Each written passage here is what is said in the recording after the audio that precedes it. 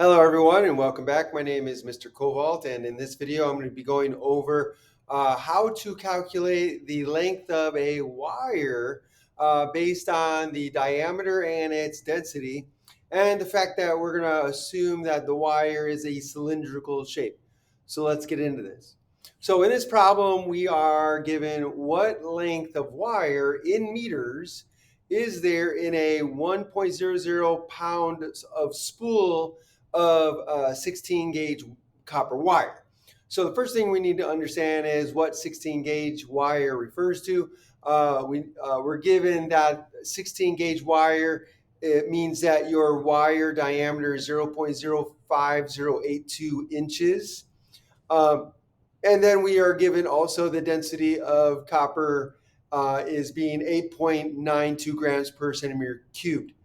And the other thing we want to kind of assume here is that the wire is going to basically be a long cylinder. And so we can use the volume of a cylinder to help us out here.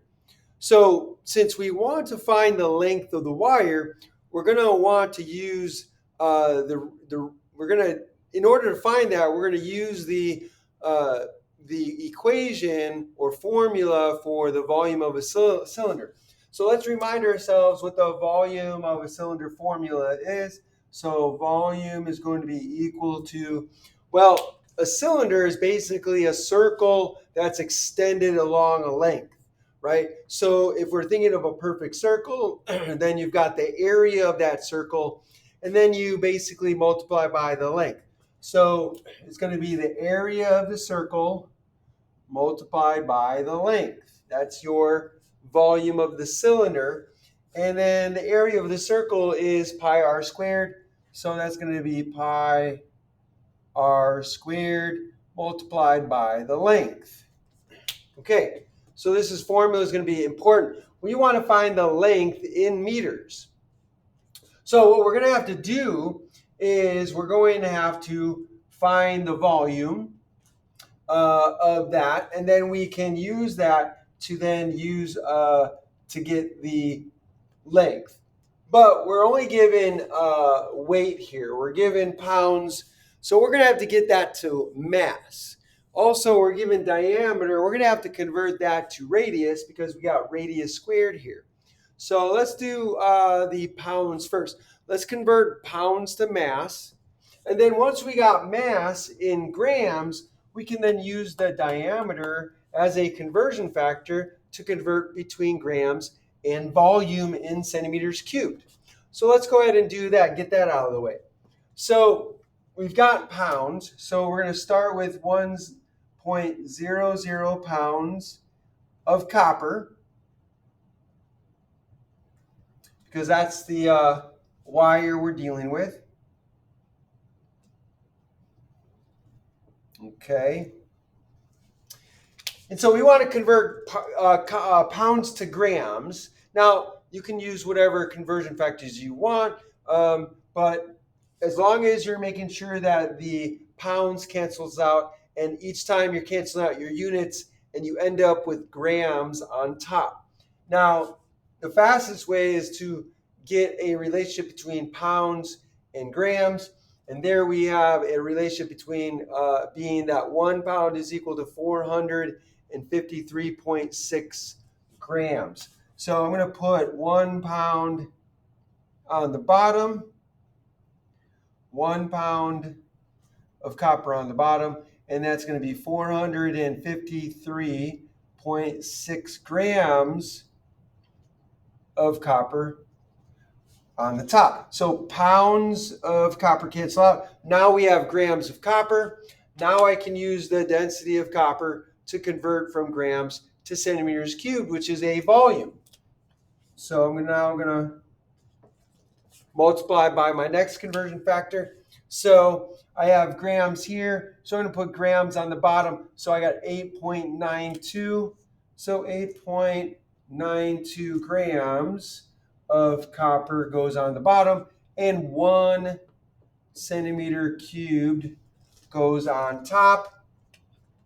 And so that cancels out. Now I have volume centimeters cubed. So we can go ahead and calculate that. So all I need to do is multiply by everything on the top, divide by everything on the bottom, and I get my answer. And when I do that, I get 50.852. 50.852. Let me double check.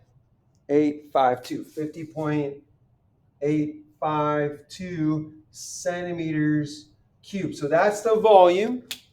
Next thing I need to double check is the significant figures. How many digits am I allowed? How many digits are significant in my answer? So remember, when you're multiplying and dividing, the rule is that your answer should have the same number of significant figures as the least number of significant figures in the measurements you are multiplying and dividing. So here I have 3 sig figs. Here I have 4. Here I have 3. Least number is 3. So I'm only allowed 3 sig figs here. So it's going to be 1, 2, 3.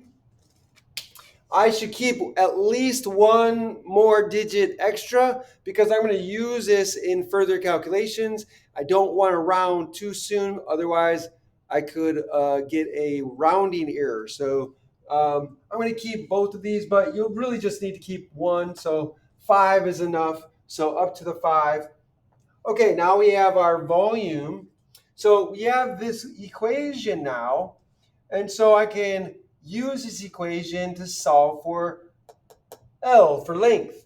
So I need to put in R, but I can't put in R until I convert this to centimeters since I have centimeters cubed here. So I need to change that to centimeters. So I'm going to change the diameter.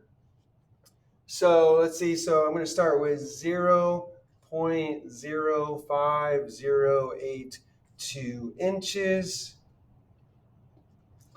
And I'm going to convert that to centimeters. So on the bottom, I have 1 centimeter. Oops, nope, not centimeter because I need inches on the bottom. So that's got to be inches. So 1 inch is equal to 2.54 centimeters. So inches cancel out. Now I have centimeters. So now also, let me calculate this. So when I calculate this, I get 0.129082. So 0.129082 centimeters. And again, I got to pay attention to sig figs here. So I have 1, 2, 3, 4 sig figs.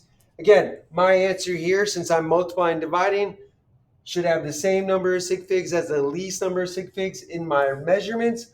I have 4 here, I have 3 there. Although this is an exact relationship, so I can ignore this.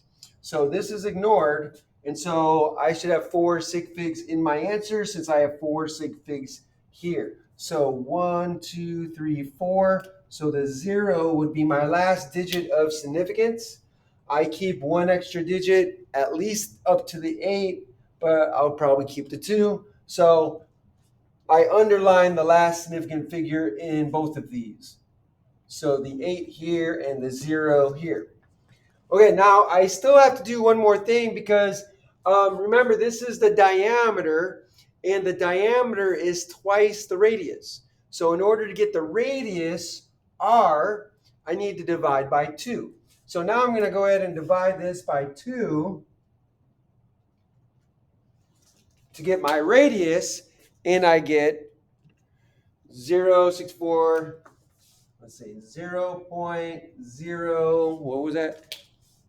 6454. 645414. Since I'm dividing by 2, this is an exact number, so my answer here should have the same number of sig figs here. Again, I have 4 sig figs here, so I'm going to have 1, 2, 3, 4.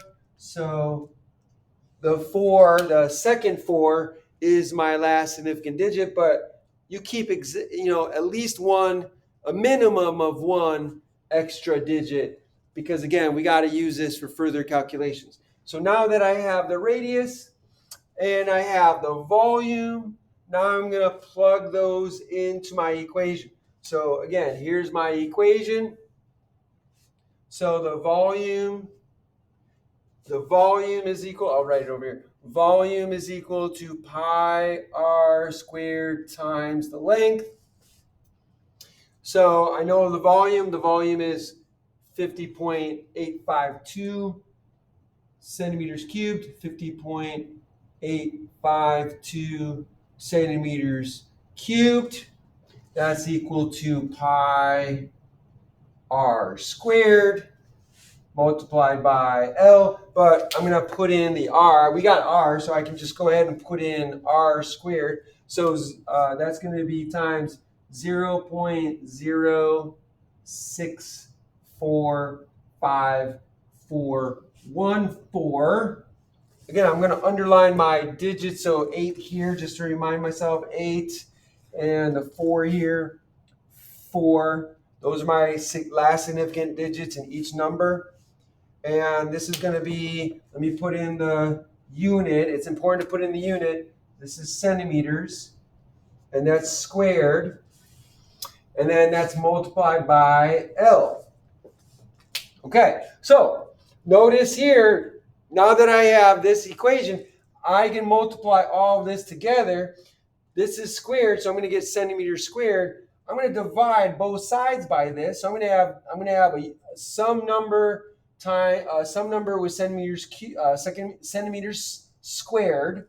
I'm going to divide this by centimeters squared. When you divide centimeters cubed by centimeters squared, that's going to cancel out 2 of the centimeters here. You're going to end up with centimeters, which is a length, which is what you would expect if you have L. So let's go ahead and calculate this out. I'll just calculate this out and do this in steps for you. 1308.65. So that's going to be equal to 0.0130865. That's going to be centimeters squared times the length. So now, again, when I multiply this, this is not going to be significant. That's like a constant. So that's not going to affect significant figures. The square is not going to affect significant figures.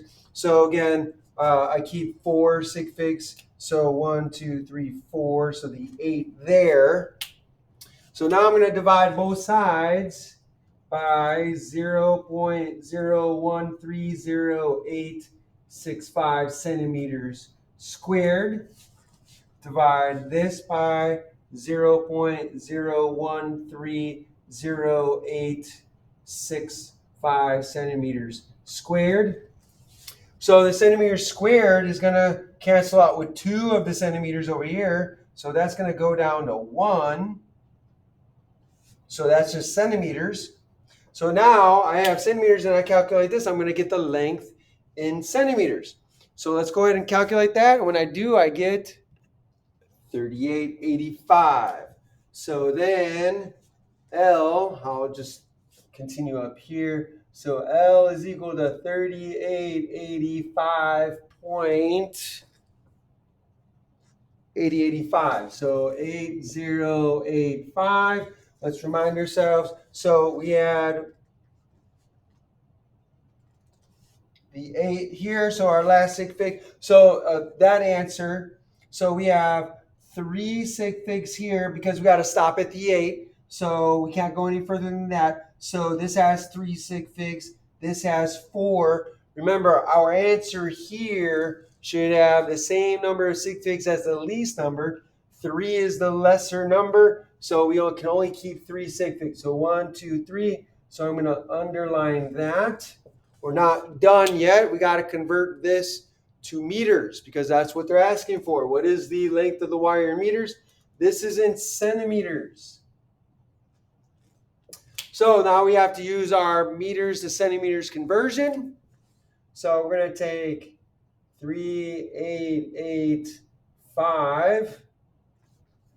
We'll leave off the rest. I'll keep that extra digit. So this is going to be centimeters over 1.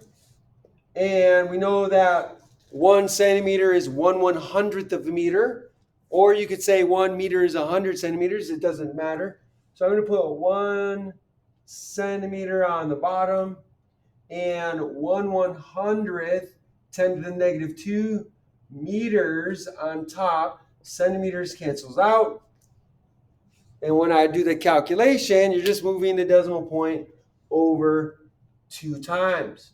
So when you multiply these together, you're going to move the decimal point over, and you get 38.85. Remember, we're allowed 3 sig figs here. So that is an 8. This is exact, so that's not really going to matter. We can ignore that. So when we multiply, then our answer is allowed to have only 3 sig figs. So 1, 2, 3. So we got to drop the 5. So that's going to go away. And since it's a 5, you're going to round up to a 9. So our final answer is 38.9 meters of copper wire in the spool. So that's the length of 1 pound of your spool of wire of 16 gauge copper wire. So I hope this was helpful. If you enjoyed this video, if this helped you in any way, then please like the video, share the video, hit the like button over there somewhere. Subscribe to my channel, hit that notification bell. When you do, make sure you click all so you can be notified by all the videos I put out. And finally, put a comment down below in the comment section. I would love to hear from you. If you have a question that you need help with, or a problem you need help with, or if you have a topic you would like me to cover, put that down below. I would like to do that for you. Thanks for joining me, and have a great day.